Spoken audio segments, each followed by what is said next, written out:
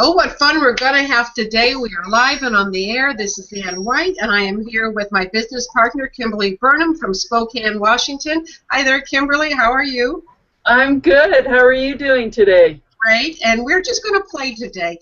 Kimberly and I are partners in the Creating Calm Network Publishing Group.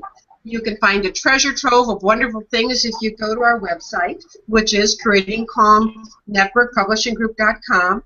And in this edition of Writer's Toolbox, we just wanted to show you some of the fun words or the importance of words. Kimberly's going to talk about why the origin of words makes sense or it's important to know. And before I get started, I've got two Hebrew words I want to play with. But Kimberly, anything else you want to introduce to set the scene for what we're going to do today?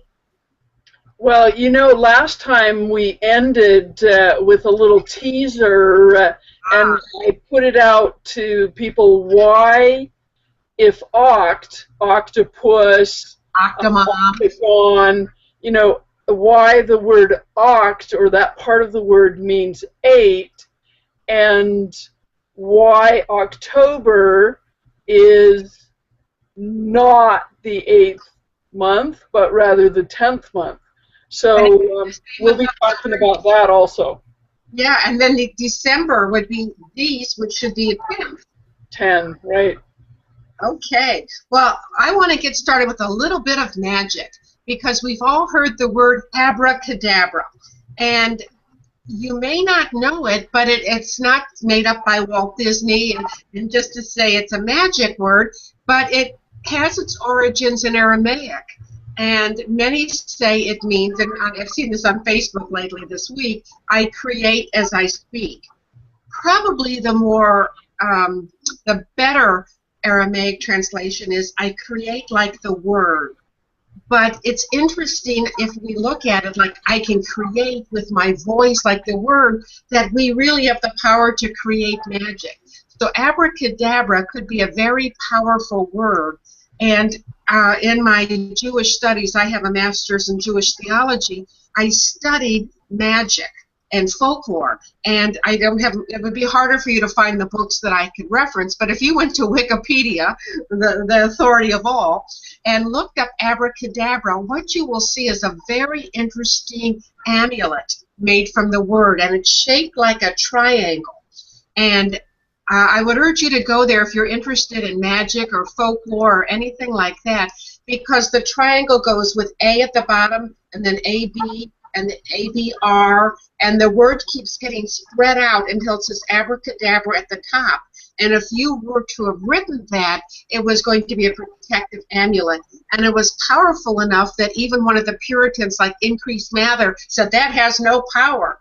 So it was interesting in the primal times and I guess the times around the 1800s, people were using amulets even then out of words. So abracadabra is one of my fun ones.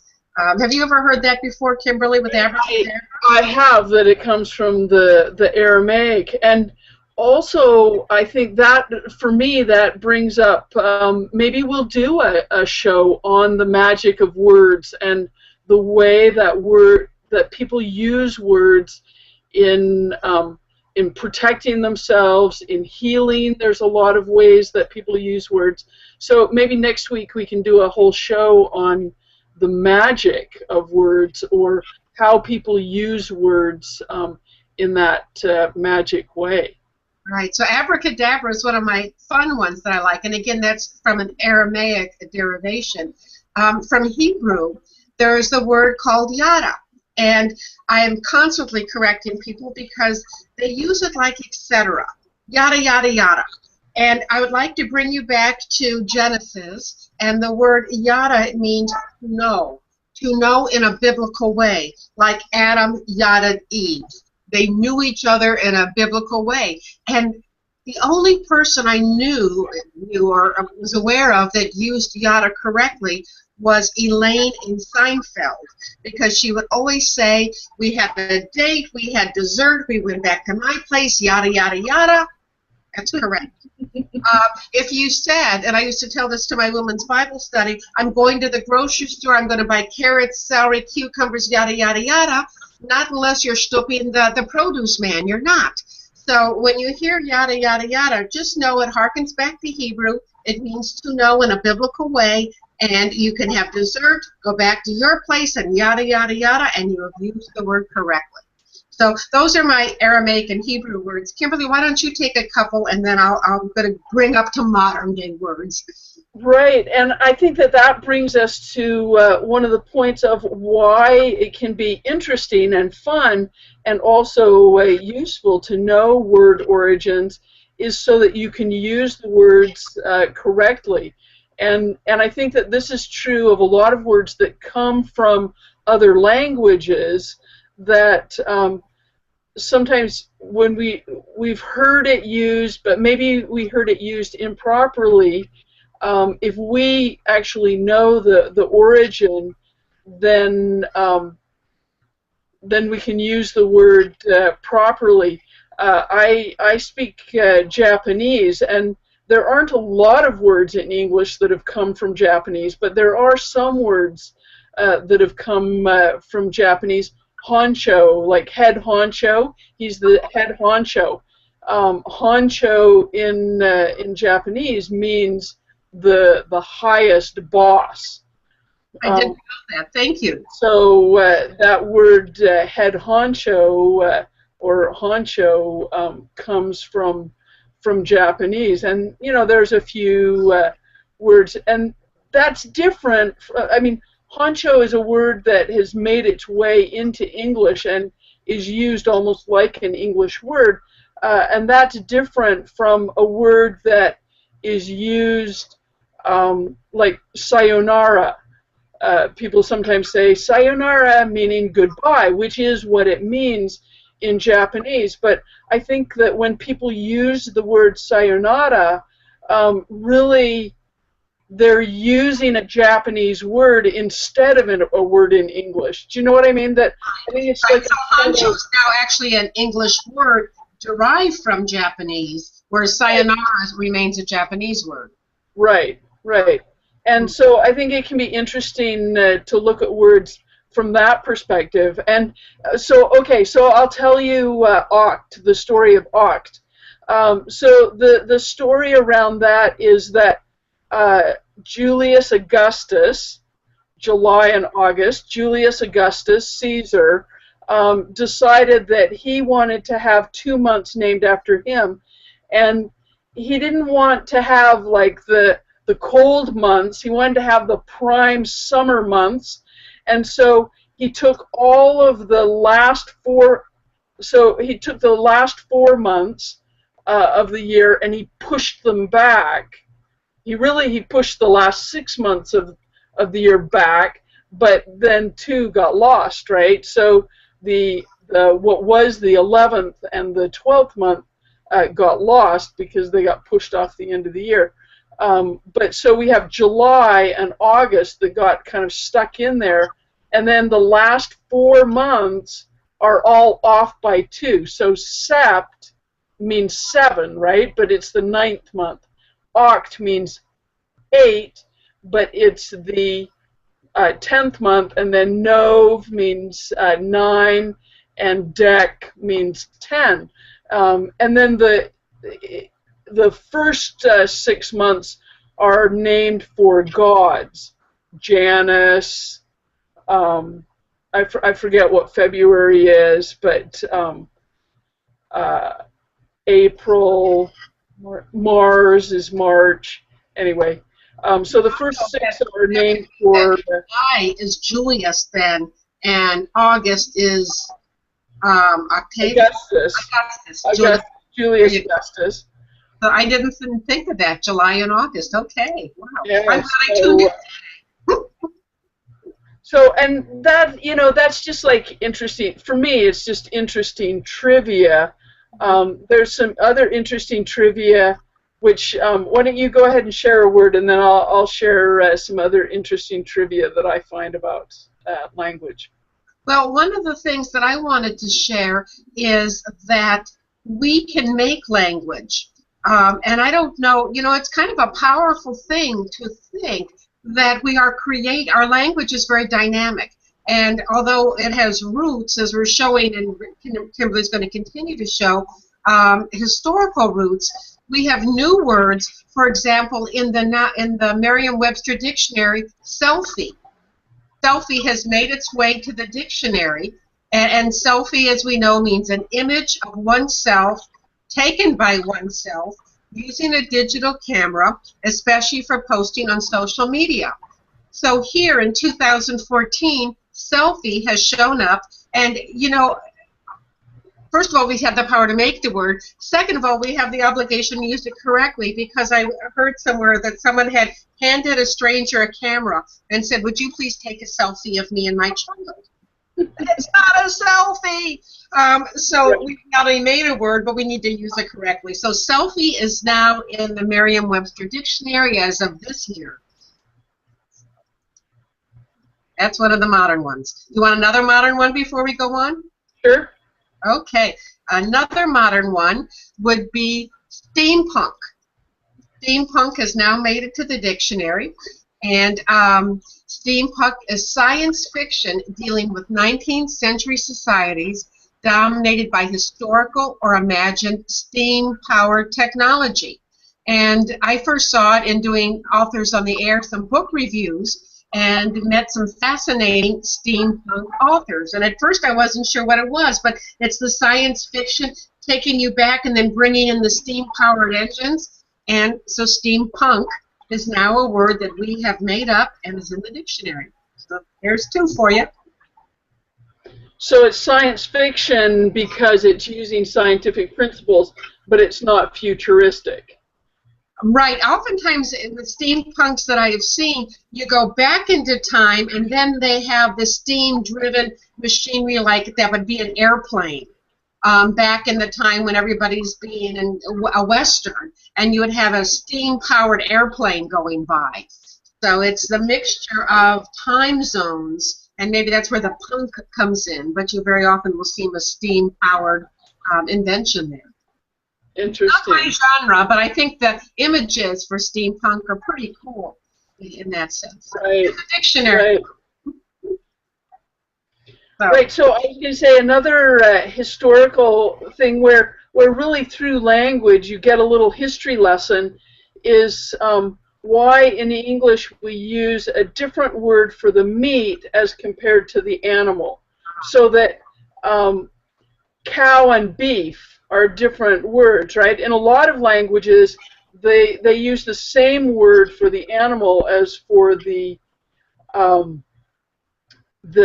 meat that can be eaten. And in English, it goes back to Old English when the French, beef, the word beef comes from boeuf, or the French for cow, boeuf. And when the French were the aristocracy in England and the Normans, and when it got to their table, they would use the French word boeuf or beef, and when it was in the field being taken care of by the Anglo-Saxons, it was referred to by the Anglo-Saxon, or what became English, word, and so that's cow. Chicken is the exception because that we call it the same thing, but sheep and mutton, pig and pork. So there are a number of things where it's that historical aspect of who gets to name things. And that's another thing that, maybe we'll talk more of in the show where we talk about word magic, is that naming is considered a very magical, a very energetic, sometimes a very spiritual thing, to name something. And in a sense, what you're doing when you create a word is you're creating a name for that physical object or for an idea or an image or an experience. You're labeling it. You're creating that name. So maybe we'll talk more about that. No, we can do that. While you're talking about chickens and food, let me give you another new word that got into our dictionary, turducken. Turducken. You might have heard of turducken. As a vegan, I find this very gross, but it is a boneless chicken stuffed into a boneless duck, stuffed into a boneless turkey. And it was first known in 1982, but it did not get into our dictionary until 2014. So it comes from turkey, duck, and chicken, all stuffed into each other. So to me, that could be, nothing could be any grosser. We have a new word, turducken.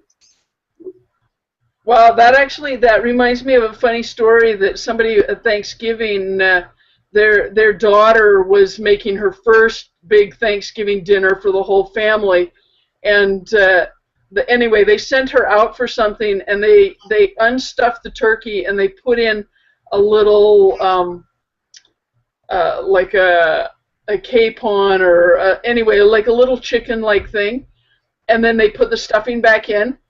And when they cut it, it took them 2 hours to. She was so upset that she had cooked a pregnant turkey. It took them 2 hours to convince her that turkeys lay eggs; they don't have babies.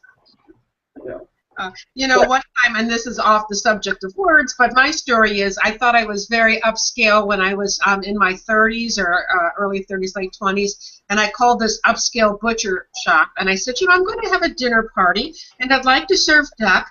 Can you tell me what size duck you would recommend for about 8 people? And the butcher goes, lady, you ever seen a duck? I said, well, I meant how many, but I didn't really. I was just thinking I wanted a very big duck. Yes. You ever seen a duck? No, I live in the city. Anyway, back to words. Right. So one of the words that I thought was interesting that we could talk about is sacred, the word sacred. And it comes from sauciere, which means sacred or holy in Latin.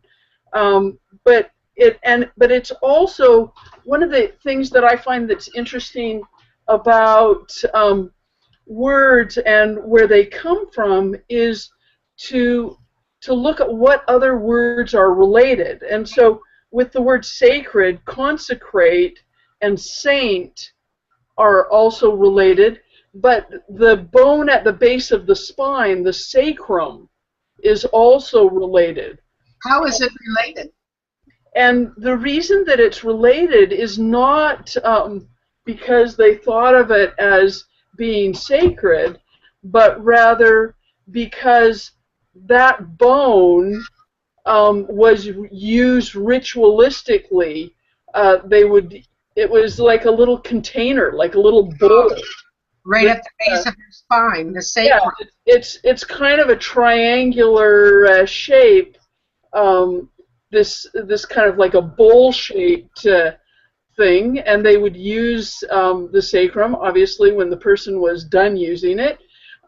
They would use it in some rituals to carry spices or candles or ashes or different things in, and so it was called the sacrum. But that was related to sacred. And in Latin, it was called the os sacrum, or holy bone, which was a direct translation from Greek. So that usually words, especially medical words, they're either Latin or Greek. But in this case, it was translated from the Greek, hieron ostion, and it was because it was used in sacred sacrifice is also related, and sacrosanct. What's the origin of sacred from a country point of view? Did you say? Did I miss it? Well, Latin. It comes from Latin, so Italy, Rome. Yeah. Europe, really, where Latin was spoken in a number of different places. You know, what I was thinking with the word sacred, sometimes being dyslexic, I think of these things a lot, but scared and sacred have the same letters. And I always think that's interesting because, especially like one of our hosts, Carol Woodruff, had a show called Shifting from Scared to Sacred. And so I like that interplay between the two because sometimes if you're scared, you can open to the sacred for protection. But another word pair, same letters, is listen and silent.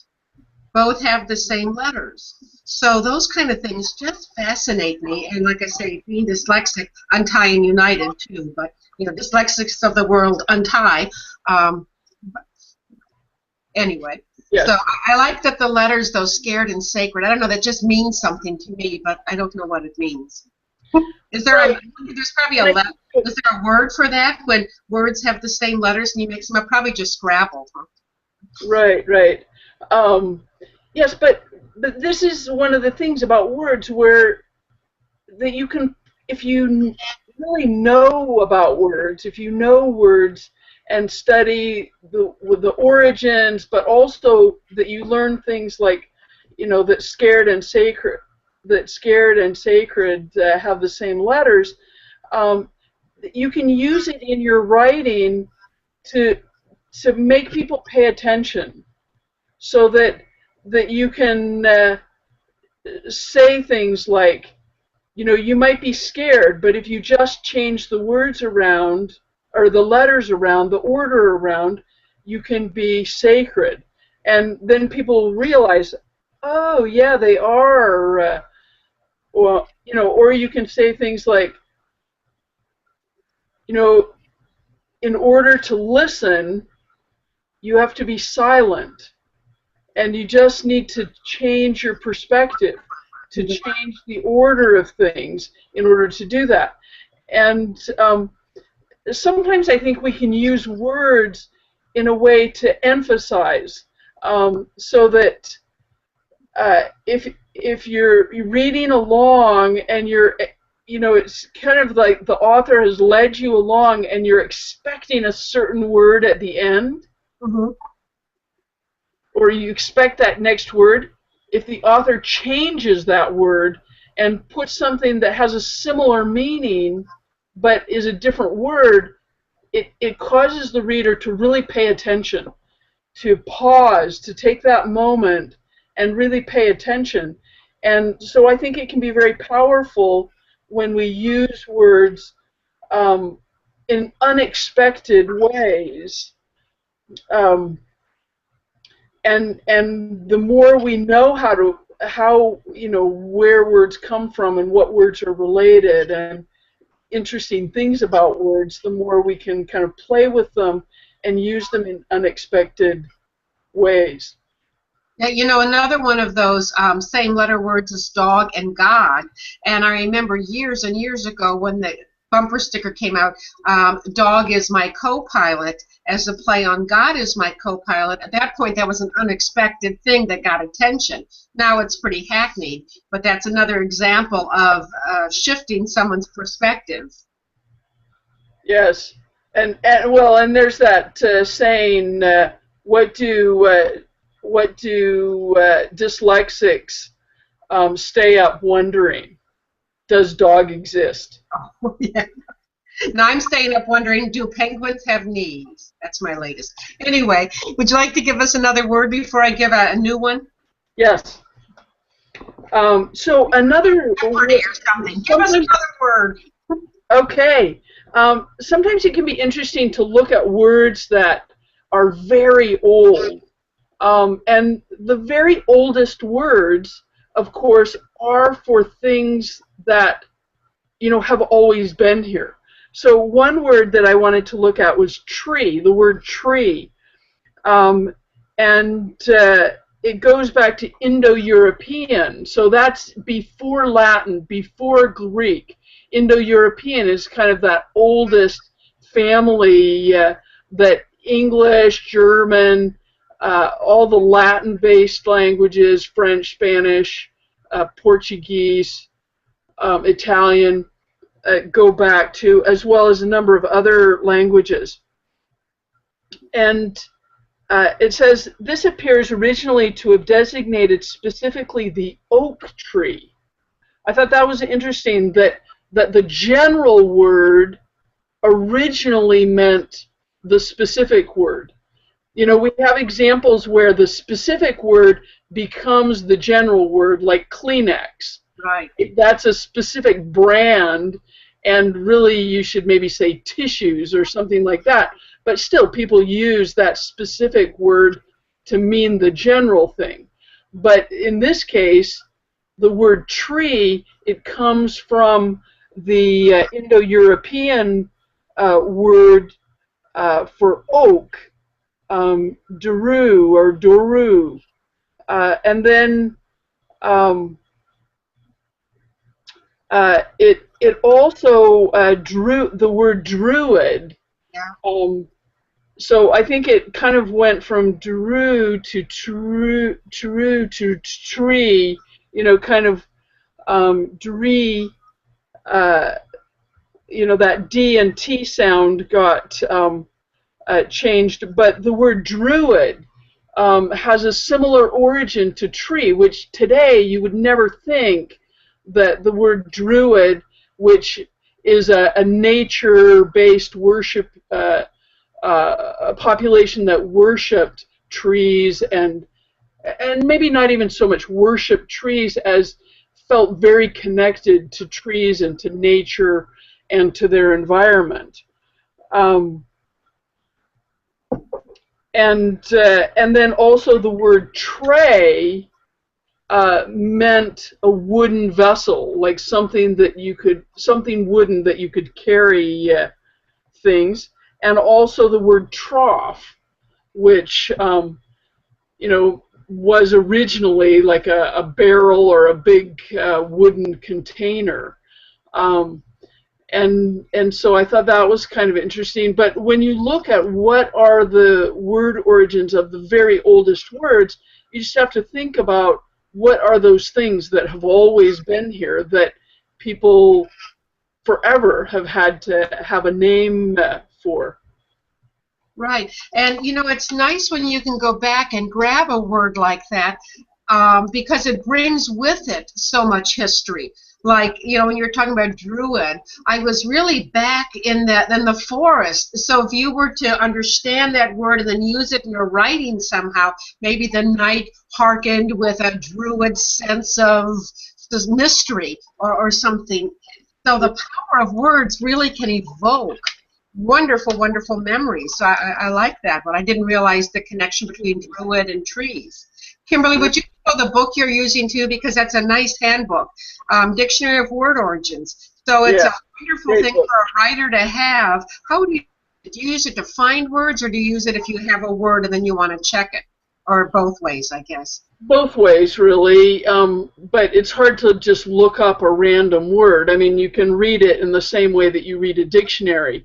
But more commonly, I'll just look up a word. And I have another book that is called The Origin of Biological Words. And that's, of course, more scientific, body-related, parts of the body kinds of words, which one of the words that I thought was kind of interesting is a body part, the duodenum. So, or sometimes people say duodenum, and that's a part. It's the first part of the small intestine from a body perspective. But it was borrowed from the French, and let's see. It says that it's like houpie is from French, and it means like the crest of a bird, and that then it was de houpie that it start. Oh, sorry, no, oh man, I'm reading the wrong thing. What word are you trying to teach us, and maybe you're giving us a new word? Yeah, dupe, to dupe. Oh, dupe. Yeah. Dupe is a good word. I like dupe too, because really duodenum, or however you say it, doesn't come into play when you're writing a lot of fiction. No, but I thought that it was interesting because the origin is actually nothing to do with the intestines. it means 12 finger breadths. So it's a description. The word itself is a description of the size. So it was 12 finger breadths. Duodene is like duodec is 12, and the origin is the same as dozen also. So it was duodenum is 12 finger lengths. So it's just describing the space that it takes up or the size of it. You're saying that, I don't know, my mind flashed to the word decimate, and oftentimes it used to traditionally mean 10%. If you decimate the tribe would mean you killed 10% of it. If you decimated the forest, 10% was gone. But I think through our modern usage, we are now getting to use that word more of just a general malaise, just a general tragedy. But that one came from decimal, like 10%. And it used to be one of my picky words if someone said, it was all gone, they decimated it. And I said, no, they only did 10%. But I think that word has changed now with word usage. So it's a fascinating topic. And that is the thing, is that languages are living entities in a sense, that they do change over time. And, if you look at accents, certainly people's accents and how they say words, and I've heard that American English is actually closer to Old English than British English is, and that is because it went away from the source, and so in a sense it was a little bit isolated and didn't change as much. Wasn't as living and flexible, I guess, as British English, which had a lot more influences. Right. You have is there an accent in Washington? You're in Spokane, Washington. You say Spokane or Spokane? I say Spokane. And is there an accent there? Is there an accent? Is there an accent is totally subjective. Right. Right? If you're coming in from right into that area, do you hear a difference? How's that? Not so much. So much. In Wisconsin, there's an O, a beautiful O. They use that same kind of O, like yoga. It's a bigger O, a rounder O in Minnesota and parts of Canada. And I just love that Wisconsin O. I'm new to Wisconsin, but I'm just, loving that O. In yoga. Let me get back on point as we're running out of time and closing up here. But my fear, if we don't play with words and learn words and like Kimberly does, go back to origins or value them, we could be talking to each other with OMG, WTF, LOL, and we will have lost the power to have these kind of rich discussions, and we'll have narrowed ourselves down to the OMG kind of factor. So I'm glad that we took this time, Kimberly, to just play with the power of what you can do with words. And I like the thought of going with magic next time. I always like magic. Okay. Well, and I often use the thesaurus or that function in the Word document, synonyms, because I think when we use the same word over and over, it gets boring and people are not as interested in what we're writing. And so when we use other words that have similar meanings, but maybe the nuance is a little bit different, and as you were saying, really, you can speak in a much more nuanced way. You can get exactly that right word that means what you want it to mean. I know I have the experience because I learned Japanese, and I've learned several other languages.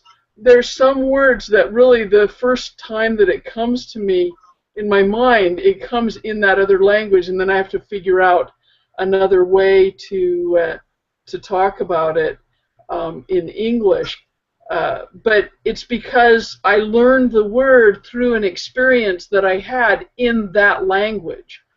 And and I think that that's true also. Like the word topiary, you know, the way that shrubs are made into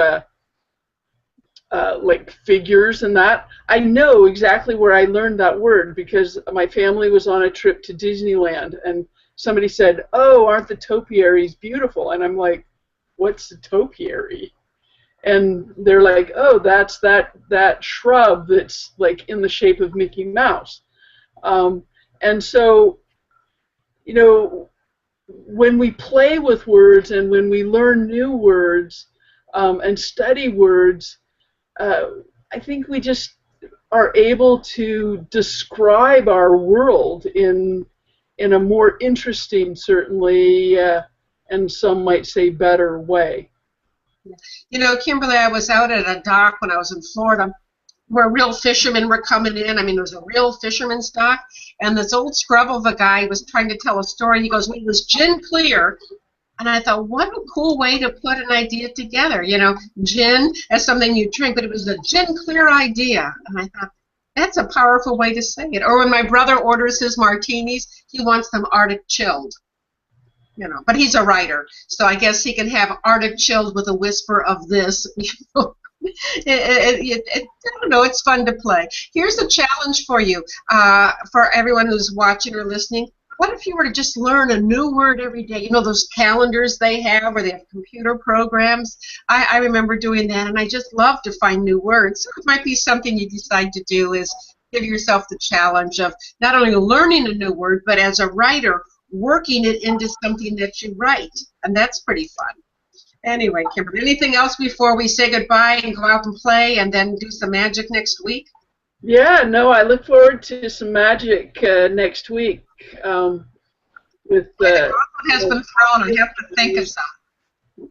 Yeah, no, I definitely know some ways that words playing with the structure of the word and the way the word looks, and that amulet made me think of it, of abracadabra.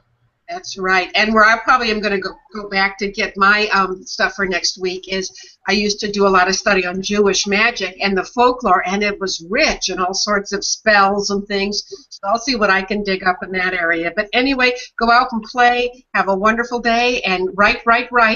And we'll see you next week. Yeah, write hot. Yeah. WRITE, that kind of right. Okay, bye-bye.